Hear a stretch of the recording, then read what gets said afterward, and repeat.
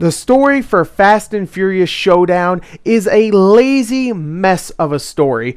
I am not kidding when I say this. The story here is literally two characters talking about the main characters of the movies. And of course, I'm talking about Vin Diesel's character and Paul Walker's character and so on. And all it is whenever they start talking about a character, they will go back and do a little flashback sequence where they show a scene from the movie and you get to play that part of the movie.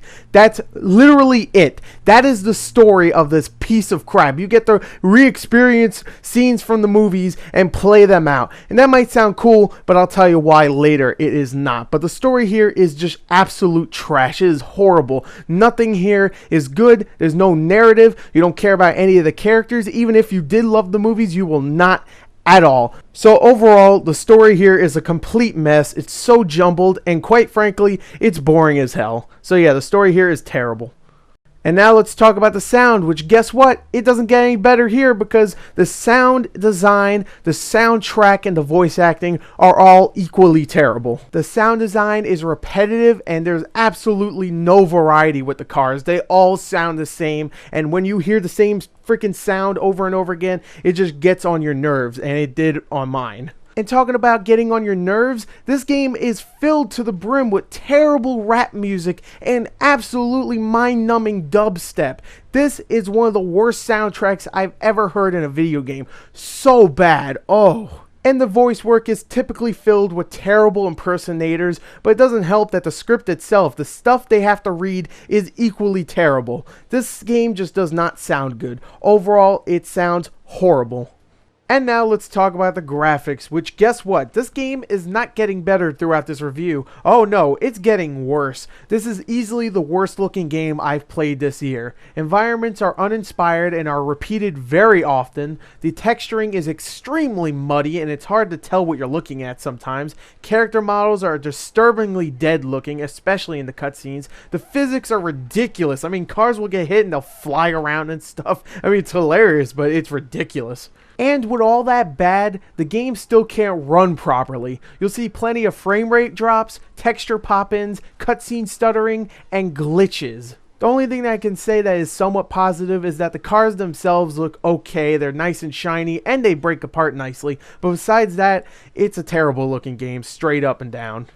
And now let's talk about the gameplay for Fast and Furious Showdown. As you would expect, it is a racing game, and it has two modes going for it, only two. It has a story mode called Fast and Furious, and a challenge mode, which is pretty self-explanatory. The story mode has about 30 missions altogether, which sounds like a lot, but the thing is that each one ranges from 1 minute to 5 minutes, so you won't be playing this game for long. It'll take about 3 hours to finish it. Which is good because this is one of the most broken, boring, frustrating racing games I have ever played in my life, because it's not just a racing game. It tries to add shooting elements and even platforming elements, and it's just terrible. The driving is extremely clunky and it feels like you're actually driving a box left and right besides an actual sports car, and it never feels like you're actually going fast. It never does. It never makes you feel like you're actually going 150 miles per hour, and it's called Fast and Furious. You should. That's like making a Need for Speed game and making it slow as hell.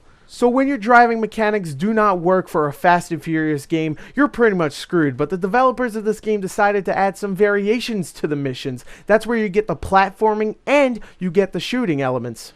At times, you'll actually have to stick your head out of a car or actually use a turret and defend your car from other enemies. And this is frustrating for two reasons. One, the AI is terrible for your AI-controlled buddy who is driving the car. So at times, he'll just run into something or just drive really slowly. So you're getting shot and you can't defend yourself because there's too many and you blow up. And two, the shooting itself is just not fun. It's not fulfilling because it doesn't feel like you're shooting anything. And the worst part is that you can't even see your bullets when you're shooting them. Take a good game like Halo, for example. When you're shooting, you could see your bullets flying through the air. In this game, you cannot. You can't see your bullets at all, so it doesn't even feel like you're shooting anything. It's not fun. The shooting mechanics are terrible, and the platforming segments are barely platforming and barely segments. There are like 10 seconds each time you have to do it, and they are few and far between. There's times where you actually have to jump out of a car and jump onto a truck or another car and actually shimmy across and try to, of course, kick out the driver and then drive it yourself. And they are just pretty much just there to add variety so they could put something on the back of the box.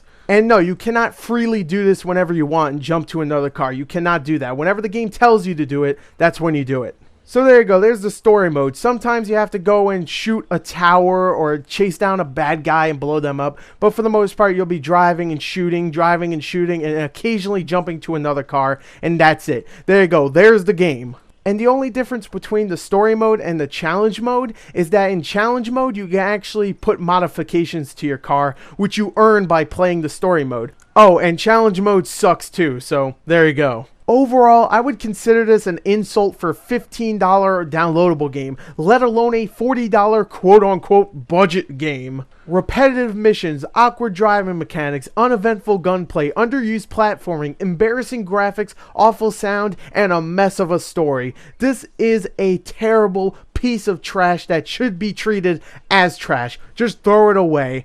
This game should not be played. That is my review. Thank you and goodbye.